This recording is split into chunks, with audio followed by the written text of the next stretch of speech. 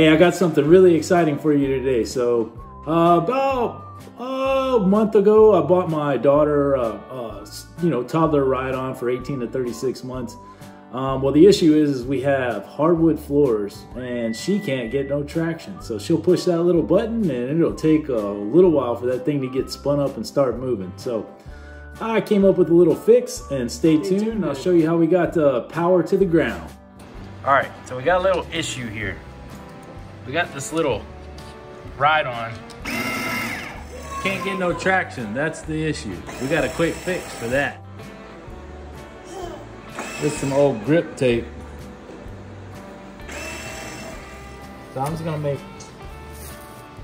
make one full wrap all the way around. Get it as tight as I can.